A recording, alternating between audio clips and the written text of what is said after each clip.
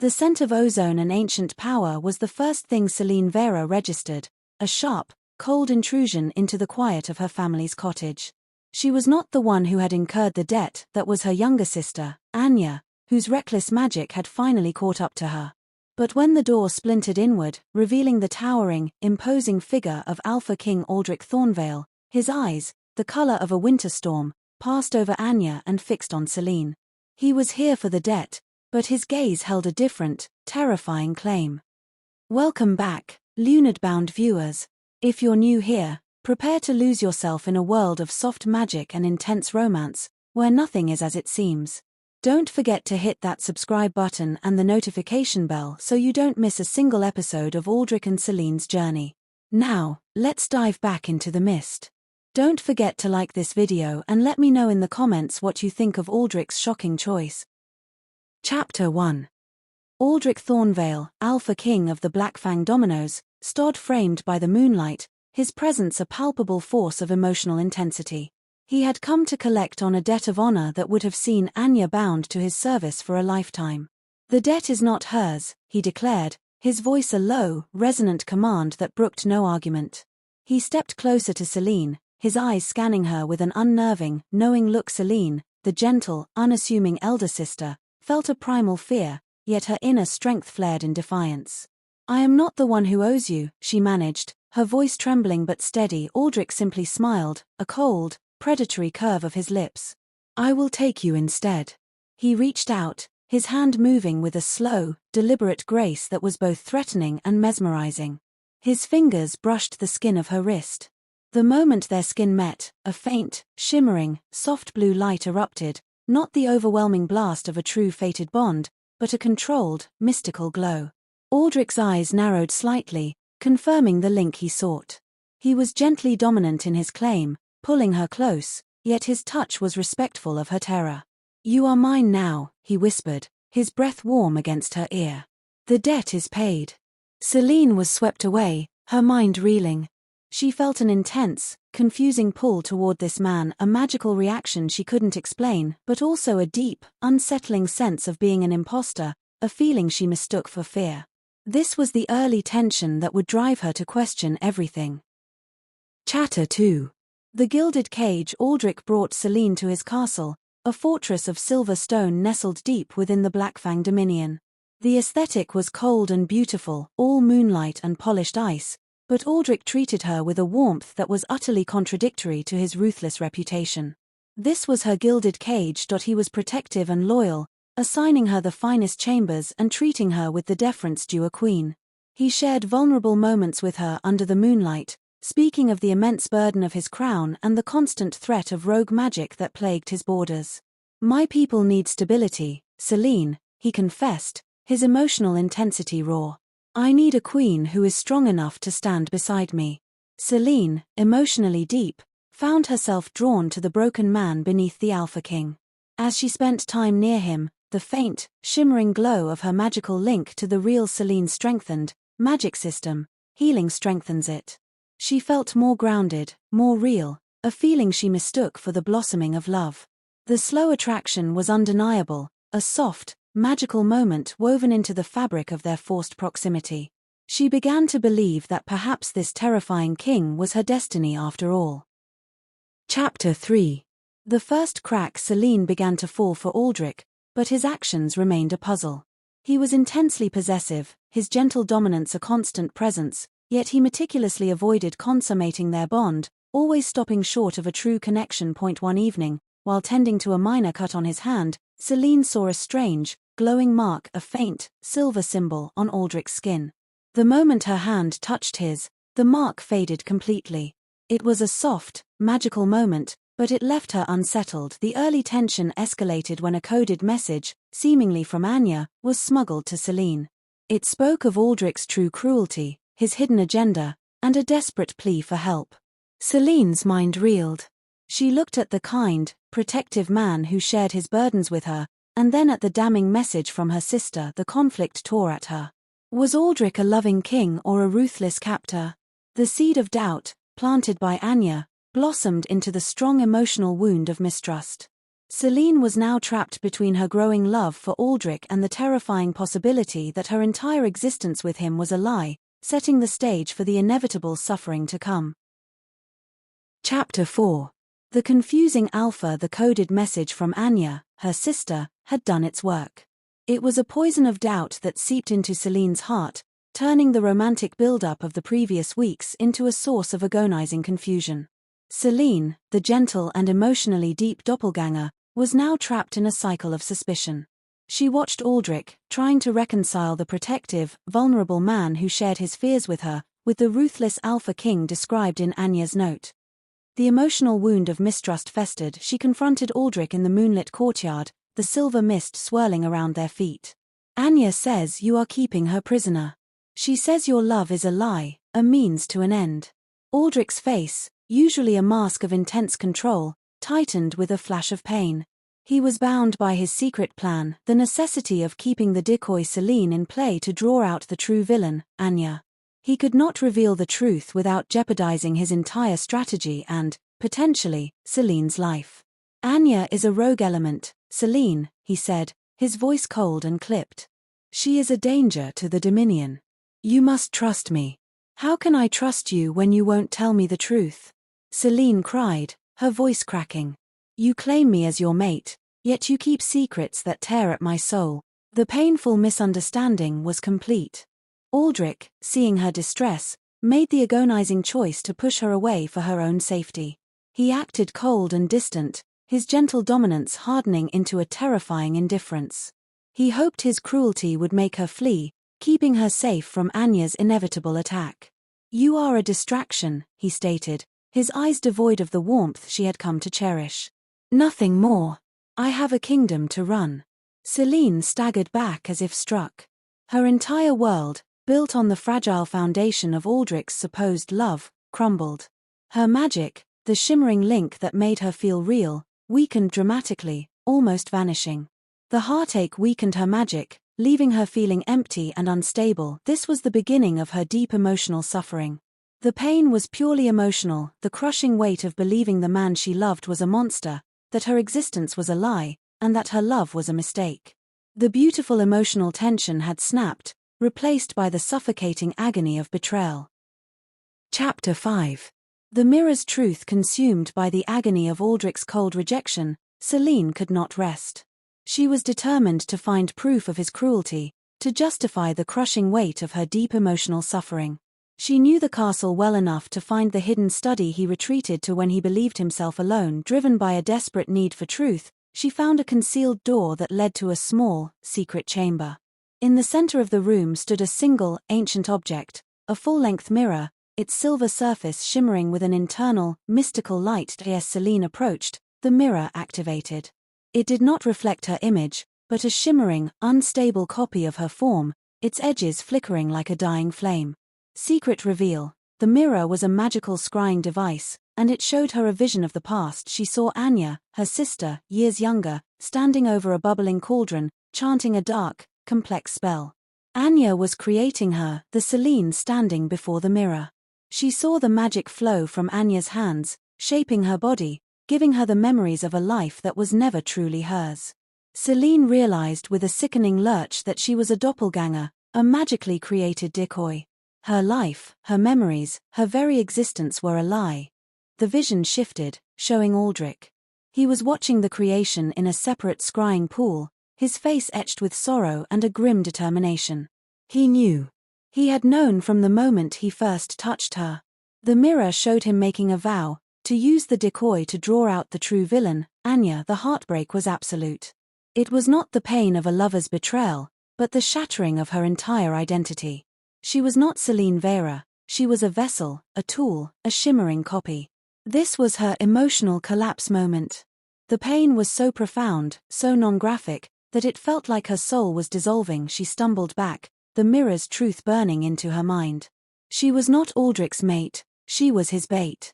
The man she had fallen in love with had been acting a part, and the love she felt was merely the programmed reaction of a magical construct. The separation was no longer physical, but existential. She was utterly alone, a lie walking in the moonlight. Chapter 6. The Bait. The truth of the mirror was a wound that would not bleed, only ache with a devastating, hollow pain. Celine, the doppelganger, fled the castle. Her magic, the fragile link that sustained her, was almost entirely extinguished by the existential emotional suffering. She was a lie walking in the moonlight, and the cold, silver forest offered no comfort. This was the peak of her emotional collapse moment. She ran until she collapsed in a clearing, her body racked not with sobs, but with the silent, terrifying realization that she had no true identity to mourn back in the Blackfang Dominion. Aldrich felt the sudden, sharp drop in the magical resonance he had been monitoring. He knew she had seen the truth. He allowed her to leave. Aldrich experienced his own private, silent agony. He had grown to love the soul he saw beneath the magical construct, and letting her go was a necessary cruelty. He was the Alpha King, and his gentle dominance was now a tool of sacrifice. He revealed his plan to his most loyal second, Raven. "She is the bait," Aldrich confessed, his voice thick with pain. "Anya created her to lure me into a trap. I took her because I knew the true Celine's power was bound to the decoy. Now that the decoy is in the open, vulnerable, Anya will be forced to come out of hiding to retrieve her creation before the link is permanently severed." Aldrich's pain was a deep emotional suffering, the agony of using the woman he loved as a pawn, even if it was to save his kingdom and, ultimately, her. He was trapped by his duty, forced to choose the greater good over his own heart. The separation was complete. Celine was lost and alone, believing herself betrayed and unreal. Aldrich was alone in his castle, his heart broken by the necessity of his deception. The stage was set for Anya's final move, and the long, arduous journey toward healing. Chapter 7: The Soul's Echo. Celine did not know how long she lay in the clearing, the frost of the forest floor seeping into her cloak. She was a hollow vessel, emptied of everything she had ever believed. The world had lost its color, reduced to shades of gray and silver. She was neither alive nor dead, real nor imaginary. She was simply a broken piece of magic, waiting to fade. Her salvation came in the form of Elira, an elder mystic of the Duskvale clan who dwelled deep within the Silver Woods. Elira did not seem surprised to find her. Her eyes, ancient and kind, held no judgment, only a deep, knowing sorrow. She brought Celine to her simple cottage, a place that hummed with gentle, ancient power. Meanwhile, Aldrich's strategic patience shattered the moment Celine's magical signature had flickered and nearly vanished from his senses. His plan to use her as bait became an unbearable torment. Abandoning all strategy, he followed the faint, dying echo of their bond into the forest, driven by a fear far greater than any threat from Anya, the fear of losing her forever. He found them at the cottage. Celine looked at him not with anger, but with a profound, weary emptiness that was worse than any rage. Aldrich did not approach as a king, but as a penitent man. He knelt before her, and for the first time, he told the complete truth. The rescue. Elira finds Celine not as a doppelganger, but as a sundered soul. She speaks the first words of healing. A vessel may be crafted by any hand, but the spirit that fills it is a gift from the cosmos. Your pain is real. Therefore, you are real. Aldrich's arrival, Aldrich's entrance is not imposing but desperate. He sees Celine's broken state and his own composure breaks. The Alpha King is gone, replaced by a man facing the consequences of his own choices.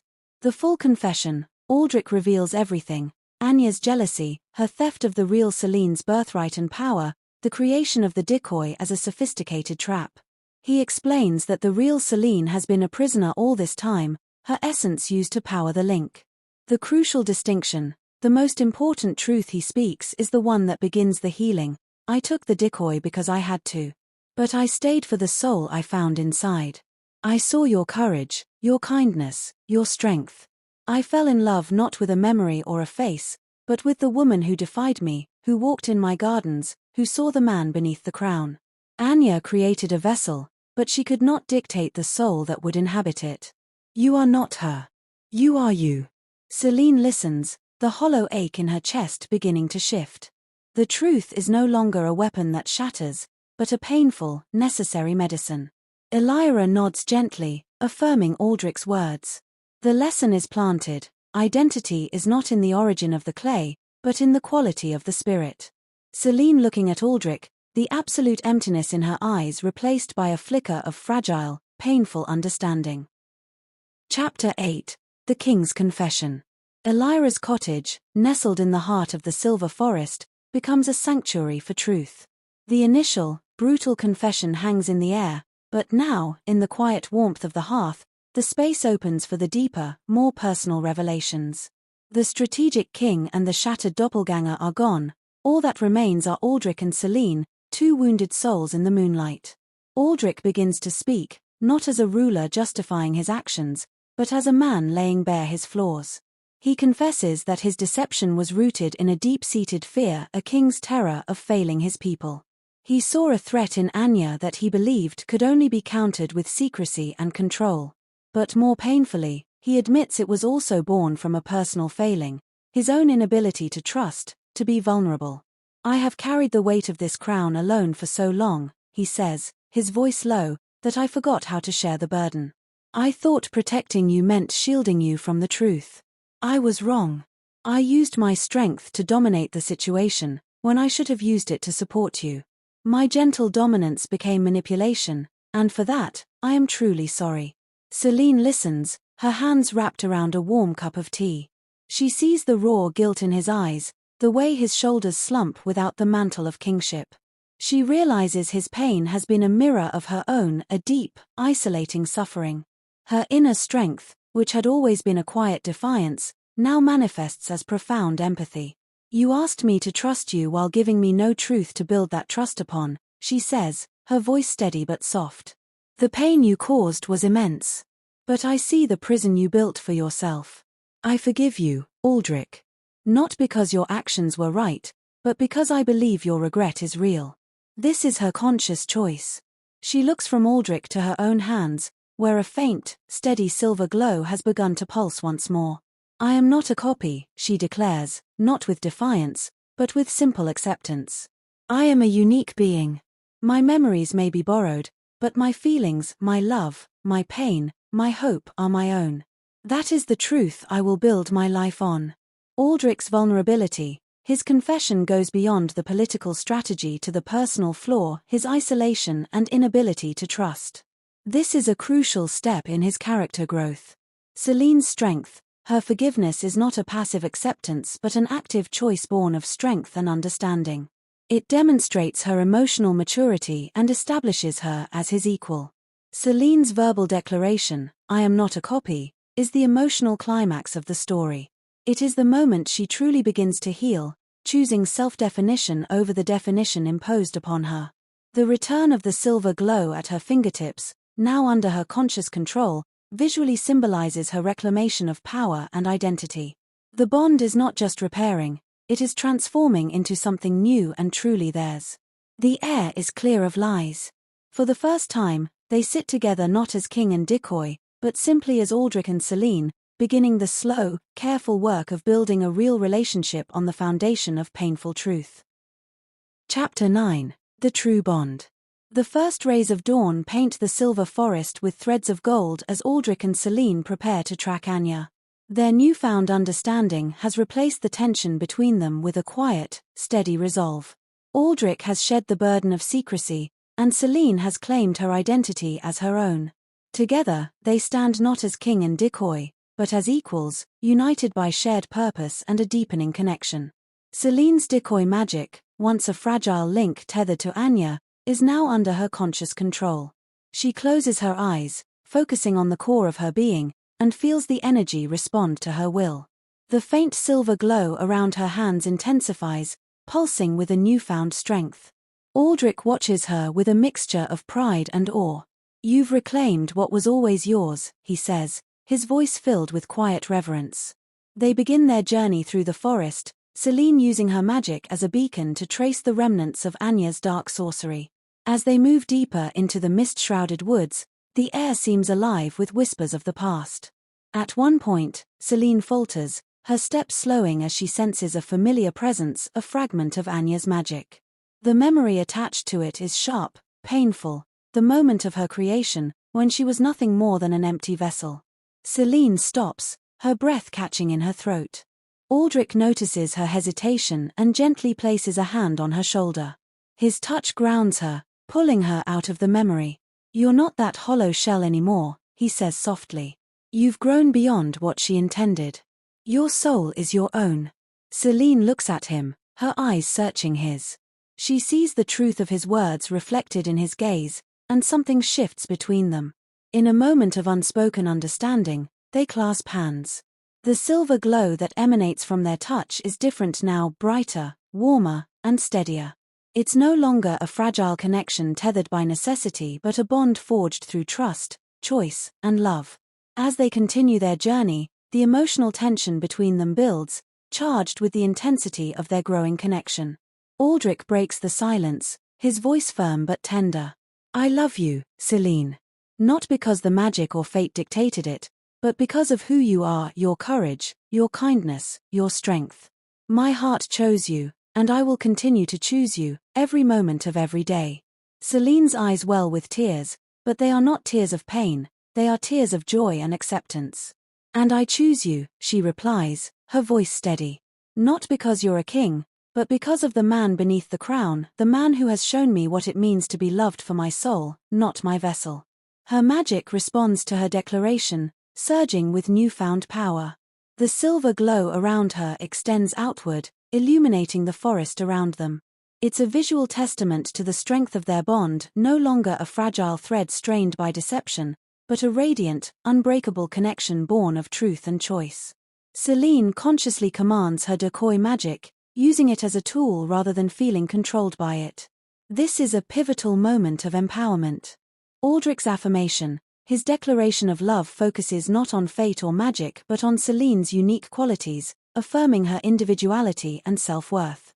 The silver glow evolves into a warm, steady light, symbolizing the transformation of their bond into something authentic and enduring.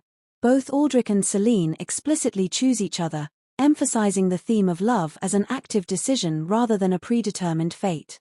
Celine's magic strengthens dramatically, visually representing the healing and empowerment that come from embracing her true self and their genuine connection. They are no longer defined by their pasts or the roles imposed upon them. They are two souls united by love, trust, and the shared determination to face whatever comes next together. Chapter 10: The Sorceress's Trap. Celine's magic, now a brilliant, controlled beacon, leads them to the heart of the Whispering Ruins, a place where ancient stones hummed with residual power under the full moon's gaze. The air crackled with dark energy, a stark contrast to the warm, silver light of Aldrich and Celine's bond. In the central chamber, they found Anya. She stood before a pulsating crystal prison, inside of which floated the ethereal, slumbering form of the real Celine, her life force being siphoned into a vortex of dark magic that swirled around Anya. Anya smiled, a cold, triumphant thing. "The puppet and the king," she mocked. "Come to witness my ascension." She revealed her truth, consumed by jealousy of her sister's inherent power and destined bond with the Alpha King. She had orchestrated the entire scheme.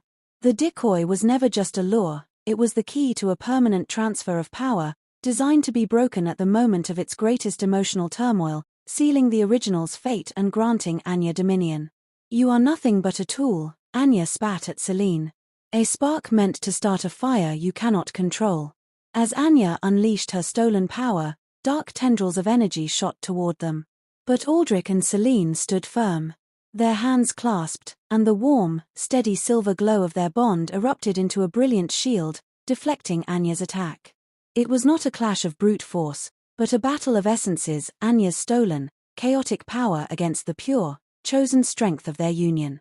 The real Celine's prison flickered, the strain causing her visible pain. Celine, the doppelganger, felt it as a sharp echo in her own soul. Anya laughed. "Break the link, and she dies. Maintain it, and you fuel my victory. There is no winning move for a copy." This was the moment of powerful healing. Celine looked from the trapped original to Aldrich, whose eyes held only unwavering trust in her. She understood. Her purpose was not to be a perfect replica or a sacrificial lamb. Her power was unique, born of connection, but belonging to her. "You're wrong," Celine said, her voice ringing with certainty. "I am not a spark. I am a forge." Instead of trying to sever the link violently, she did the opposite. She embraced it fully, pouring her own unique magic, the strength born from her experiences, her love, her hard-won identity, back through the connection. Her silver light flooded the crystal prison, not to break it, but to fill it with her own essence, bolstering the real Celine's fading spirit. "I am not her," Celine declared to Anya, and to the universe. "And I am not yours. I am myself." With a final, radiant surge of power, the parasitic link shattered from within, overloaded by Celine's act of pure, selfless affirmation. The crystal prison exploded into harmless motes of light. The real Celine was freed, collapsing gently to the ground, alive and whole. Anya screamed in rage as her source of power vanished. But the victory was not in her defeat, it was in Celine's reunion with her own soul. She had not destroyed the original to exist, she had saved her, thereby fully and irrevocably accepting her own unique right to exist. Celine's breakthrough is not an act of destruction, but one of creation and affirmation. She heals the connection to save the original, thereby defining herself as a savior, not a replacement. The reunion with the freed original symbolizes Celine's internal reconciliation. She has made peace with her origin story, allowing her to move forward wholly. Aldrich looks at his Celine not as a queen he claimed, but as the hero who saved them all. Chapter 11. Two Souls, One Destiny. Anya's defeat was not a climactic battle of brute force but a quiet implosion of her arrogance. Stripped of her stolen power, she was left exposed as nothing more than a bitter, broken woman. She fled into the shadows, her reign of terror ended not by Aldrich's strength or Celine's magic but by her own hubris, the belief that she could control and manipulate the very forces of connection and identity. The real Celine, now free, awoke to a world she no longer recognized. Her time trapped had changed her. She met her doppelganger, the woman who shared her face but not her soul, with gratitude and grace. "You saved me," she said, her voice soft yet filled with quiet strength. "But more importantly, you saved yourself. That power, that choice, is yours alone." She chose a quiet life, stepping away from the destiny that had nearly destroyed her. "The power I was born with is too great for the throne," she confessed. "It was never meant to be wielded as a weapon. I will find my peace elsewhere, in the stillness of the forest, where I can heal." The kingdom, however, still needed a queen. Aldrich stood before his people in the grand hall of the Blackfang Dominion, Celine by his side. The silver glow of their bond shone softly between them, a visible testament to their connection. Aldrich's voice carried across the hall, strong and steady. "I stand before you today not as a king claiming his fated mate, but as a man who has chosen his queen. Celine is not my destiny, she is my choice. Love is not a magical compulsion, bestowed by fate or magic. Love is a decision we make every day, to choose one another, to stand together, to honor the soul beneath the surface." The crowd, initially murmuring in uncertainty, fell silent as Aldrich continued. "Celine has proven herself to be a queen in every sense of the word, brave, compassionate, and steadfast. She has saved this kingdom not with power, but with her strength of character. I choose her not because of magic or fate, but because of who she is." Celine stepped forward, her silver glow pulsing gently. She spoke not as a woman claiming her place but as a queen accepting her role. "I did not ask for this path, but I have chosen to walk it. Not because I am destined for it, but because I believe in the world we can build together, a world where love is a choice, not a burden." The hall erupted into applause, the people's doubts transformed into acceptance. But for Aldrich and Celine, the true moment came later, in the quiet of the silver forest under the light of the full moon. They stood together, their hands clasped, the silver glow of their bond casting a soft, ethereal light into the mist. Aldrich turned to her, his eyes filled with tenderness. "You taught me that love is not about claiming or destiny. It's about choice, choosing to trust, to forgive, to stand together. I choose you, Celine, every moment of every day." Celine smiled, her heart full. "And I choose you," she replied. "Not because you're a king or a protector, but because of the man you are, the man who saw my soul, not my vessel." They shared a soft, intense moment, a kiss under the moonlight, surrounded by the mist and the silver glow of their bond. It was not a fiery, passionate moment but one of quiet, profound intimacy, a testament to the depth of their connection. Her peaceful acceptance of a quiet life reinforces the theme that identity is not about titles or power but about personal fulfillment and healing. The lesson is clear: true love is a choice, and self-worth is inherent, not manufactured. Their journey from deception to truth, from suffering to healing, has reached its completion. Chapter 12: The Chosen Queen. Years have woven a tapestry of peace and prosperity over the Blackfang dominion. The kingdom, once a place of icy beauty and stark power, now thrums with a gentle, silver-veined warmth. This new era is embodied by its queen. The final scene opens on the royal couple, no longer just Aldrich and Selene, but the king and his chosen queen, walking through their beloved silver forest. The air is cool and crisp, carrying the scent of night-blooming flowers. Moonlight filters through the canopy, dappling the path ahead. They move with the easy familiarity of two souls perfectly in tune, their shoulders brushing, their hands linked. Their bond is no longer a secret, flickering thing, but a constant, visible harmony. A soft, silver luminescence, calm and steady as starlight emanates from their clasped hands, a gentle radiance that has become synonymous with their reign. It is a familiar sight to their people, a living symbol of a love that chose itself, and in doing so, healed a kingdom. They stop at their favorite clearing, where an ancient, silver-barked tree stands sentinel. The view overlooks the castle and the twinkling lights of the capital below, a kingdom slumbering peacefully under their care. Aldrich, his voice is a soft rumble, filled with a profound peace. I sometimes still walk these paths and remember the man I was.